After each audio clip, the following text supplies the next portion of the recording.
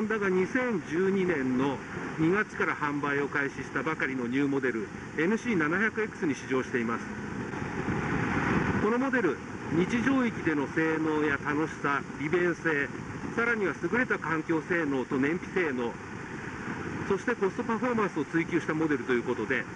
今日は一日このモデルをじっくりと試乗して、そのあたり一体どのようなマシンに仕上がっているのか味わってみたいと思います。最大の特徴は何といってもホンダが全く新しく開発したエンジンを搭載しているということなんですけれども、水冷4ストローク4バルブ OHC 並列2気筒エンジンを搭載しています。そして注目なのがクランクなんですけれども、270度位相クランクを採用しています。このクランクを採用したことによって、並列2気筒エンジンでありながら爆発、エンジンの燃焼間隔ですね、それは不等間隔になるということで、非常にドロドロとした楽しい味わいになってます。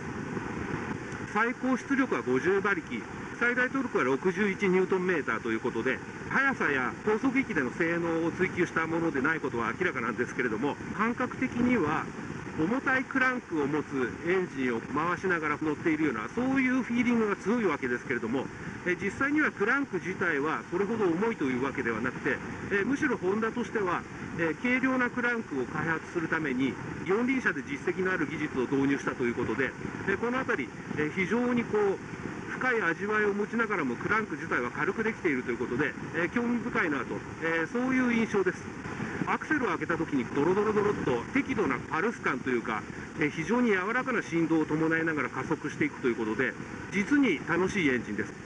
これであれば高速道路をロングツーリングで淡々と流すと、そういったシーンでも飽きが来ないエンジンになっている、そんな気がします。そしてこのエンジンのもう一つの特徴が、日常使う回転域に絞って性能を追求しているということが挙げられます。デッドゾーンが6000回転ちょっとのところから始まっているということで、もしかしたら遅いんじゃないかとか、そういう印象を持つ方も多いかもしれませんけれども、市街地での加速、追い越し加速も含めてですけれども、これは非常に豪快というか鋭いものがあって、市街地ではむしろ結構速いバイクだなと、そういう印象を持ったほどです。そしてこのエンジン、270度位相クランクの乗り味と合わせて、さらに楽しい乗り味、味わい深い乗り味とするために、左右の気筒でバルブタイミングを変えているんですね。片方の気筒はほぼオーバーラップがないバルブタイミングになっているんですけれども、もう一つの方の気筒はほんの少しオーバーラップがある設定になっていて、ホンダはこのエンジン、非常に味わいに関して配慮しているなと、そういう印象が強いです。そしてこの NC700X、エンジン以外にも数々の特徴があって、まず車体のさまざまなそのレイアウトが非常に工夫が凝らされているということです。まず先ほどのエンジンなんですけれども、シリンダーをかなり前倒しにして搭載していて、なんとその角度は62度ということで、かなりシリンダーは前傾しているなと、そういう車体構成になっているんですけれども、それに伴って通常の燃料タンクの位置、フルフェイスヘルメットを余裕で搭載することができるユーティリティスペースになっています。燃料タンクはシート下に移動しているという形になっています。こういったレイアウトを実現するためにフレームも、ダイヤモンドフレームとなっているわけですけれども、メインのエンジンの横を通る部材がかなり低い位置にレイアウトされているということで、先ほどの62度もシリンダーを前傾させたエンジンと相まって、こうして乗っていても重心が低いなと、それが実感できる車体構成となっています。こうやって左右に振ってもですね、低重心というか、もうむしろ車体の上側が非常に軽いなと、そういう実感が強いです。前後のサスペンションストロークがかなり取られているというのも特徴です。フロントが 153.5 ミリ、リアが150ミリということで、こうした高速道路を乗っていても乗り心地が非常にいいなという印象が強いです。サスペンションのストローク十分に取られたこの前後の足回りが路面のさまざまなギャップを吸収してくれて、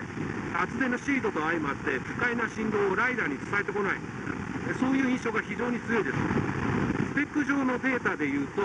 60キロの低地走行での値がリッター41キロ走るということになっていますけれども、この排気量のオートバイにしてはかなり優秀な燃費性能だと言えると思うんですけれども、そのあたりはですね、今日の撮影が1日終わってから計算してですね、燃費性能、実際の走行条件での燃費性能を検証してみたいと思います。あとですね、小ぶりのウィンドスクリーンがついてるんですけども、これに関してはですね、それほどやはりウィンドウプロテクション強くないなという印象があります。ウィンドウプロテクションよりもスタンダードの状態では軽快性を重視したと、そういう設定になってるんじゃないかなと思います。ホンダの NC700X でワインディングを走り始めたんですけれども、今日はですね非常に気温も低くてなかなか無理はできない状況なんですけれども、こういった状況でもこの NC700X のエンジン非常に頼りがいがあるというか、そういう印象が強いですね。ご覧の通り路面にはところどころ黒い部分、路面凍結防止剤が溶けた跡とかそういったものが点在している路面を走っているわけですけれども、こういった路面を走っている時もこの NC700X に搭載されたエンジン270度位相クランクがもたらす不等間隔爆発がもたらす非常に良好な駆動力、トラクションですね、それがライダーに安心感を与えてくれる、そんな印象が強いです。エンジンの方はですね、高速道路と印象が大きく変わるところはないんですけれども、こういったワインディングを走っていても開け閉めが楽しいエンジン、そういう印象が強いです。50馬力61ニュートンメーターというこの出力もですね、こういったワインディングツーリングペースで走る分には全く不足はないという感じです。よくこの手のモデル評価するにあたって、これで十分とかこれでちょうどいいとかっていう表現をすることが多いわけですけれども、もっと積極的にですねこのエンジン評価したいなと思います。開け閉めの楽しい感覚、ライダーに安心感をもたらすトラクションの良さ、こうやってですねワインディングを流していても非常に心地いいエンジンだなと強く感じます。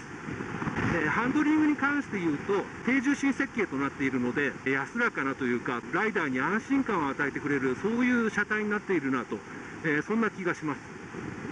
こうやって冬場のワインディングが走っていても無理は当然できないんですけれども、安心して車体を倒すことができる、私のようなツーリングライダーにとっても運転しやすいハンドリングだなと、そういう気がします。ベテランライダーの方がちょっと飛ばしたとしても、この低い重心の車体、かなり高いポテンシャルを示してくれる、そんな印象があります。低重心設計を生かしてパタッと倒してアクセルをじわっと開けていくと実によく曲がると、そういう印象が強いです。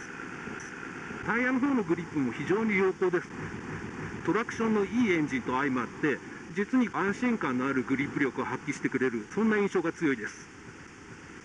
今日乗っている車両、ホンダの前後連動ブレーキ、そして ABS を組み合わせたコンバインド ABS を搭載した車両となっているんですけれども、やはりこういった冬場のですね、あまり状況が良くない、そういった時でもこの前後連動ブレーキ非常に安心感が高いですね。今ですね、当然こういう状況ですので、あまりフロントタイヤに無理はかけたくないということで、私はほとんどブレーキペダルだけでこのワインディングを走っているんですけれども、ペダルを踏むとリアブレーキと前のブレーキ、制動力が適度に配分されるということで、こうしたコーナーでも十分に減速することができます。前後150ミリ程度のストロークを確保したサスペンションなんですけれども、ロードホールディングも非常にいいです。バネ下、ドタバタと重たいなという印象もなくて、こうしたワインディングを走っていてもよく路面を捉えてくれている、そんな気がします。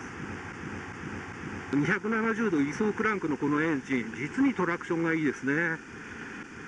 滑りやすい路面でも確実にタイヤに駆動力を伝えてくれる、そんな印象があります。この NC700X、日常域での楽しさ、性能、利便性、そして優れた環境性能、そして燃費性能を追求したモデルということなんですけれども、実にですね、多彩なシーンにマッチしてくれるオートバイだと思います。こういうオートバイですから、さまざまな方にお勧めができるんですけれども、例えば免許を取ってどんなオートバイを買っていいのかわからないと、そういった方も多いと思うんですけれども、この NC700X を買うと失敗することは少ないんじゃないかなと。